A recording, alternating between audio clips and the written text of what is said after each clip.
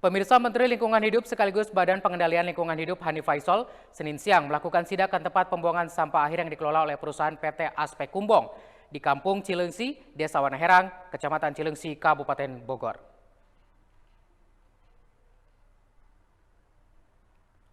Dalam sidak tersebut, Menteri Hanif Faisal bertemu langsung dengan pihak perusahaan dan berbincang dengan warga yang bekerja sebagai pemulung di TPA tersebut. Warga mengaku menjadi pemulung yang sudah puluhan tahun menolak tempat usahanya ditutup karena akan kehilangan mata pencaharian. Menteri Lingkungan Hidup Hanif Faisal menjelaskan hasil sidak tersebut, pihaknya menemukan pelanggaran. Selain tidak memiliki izin lingkungan, TPA yang mengelola daur ulang sampah itu pihaknya memberikan tindakan tegas akan menutup operasi pembuangan sampah ilegal dalam waktu 6 bulan ke depan.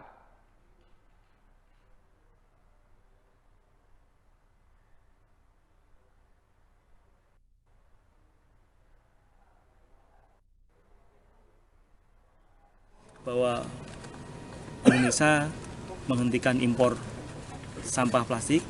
Untuk impor sampah kertas kita akan perketat persyaratannya. Jadi imporitas yang 2% atau 1,8% itu ternyata sudah tidak lagi bisa kita terima. Ini aja segini besarnya gitu. Apalagi yang gede-gede nanti. Saya nggak perlu sebut namanya, tapi Bapak mungkin udah tahu.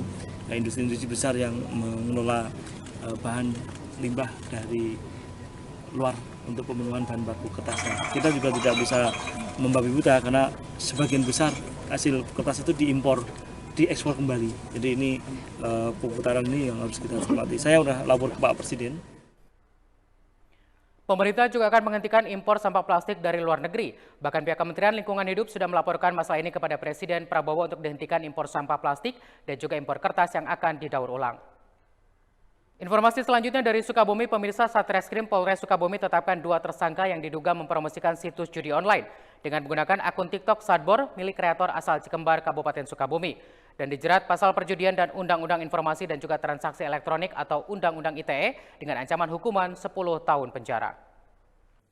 Jajaran Satuan Reserse Kriminal Polres Sukabumi menangkap Gunawan, seorang kreator konten TikTok joget Sadbor, dan rekannya berinisial AS alias Toen, yang resmi ditetapkan menjadi tersangka setelah menjalani serangkaian pemeriksaan. Kapolres Sukabumi AKBP Samian menjelaskan terungkapnya kasus yang menjerat Gunawan alias Sadbor dan rekannya itu berawal dari aduan masyarakat yang kemudian ditindaklanjuti dengan patroli cyber Satreskrim Polres Sukabumi bersama dengan Direktur Cyber Polda Jawa Barat dan di-backup oleh Dit Cyber Bareskrim Mabes Polri yang menemukan adanya indikasi mempromosikan situs perjudian. Polisi menyebut ditemukan adanya gift atau hadiah yang diberikan oleh penyedia website judi online kepada akun Sadbor Gunawan. Warga Kampung Babakan Baru, Desa Bojongkembar, Cikembar, Kabupaten Sukabumi menjadi pemilik akun. Sementara tersangka Ahmad Supendi berperan sebagai host live streaming. Keduanya dijerat pasal perjudian dan Undang-Undang Informasi dan Transaksi Elektronik dengan ancaman hukuman 10 tahun penjara.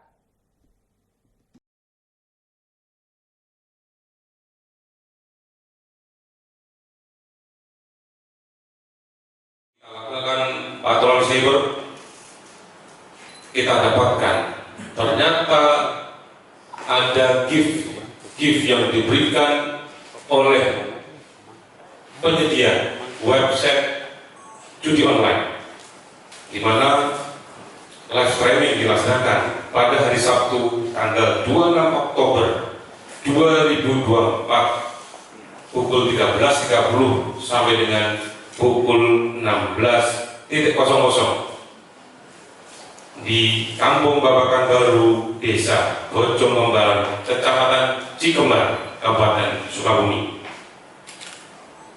Dari penyidikan yang kita lakukan, kita tetapkan 2 tersangka, yaitu AS alias T, 39 tahun, yang memiliki peranan mempromosikan situs judi online Vlogitoto dengan nama akun TikTok @vlogitoto1 melalui sarana aplikasi TikTok dengan nama akun TikTok @sadbor86.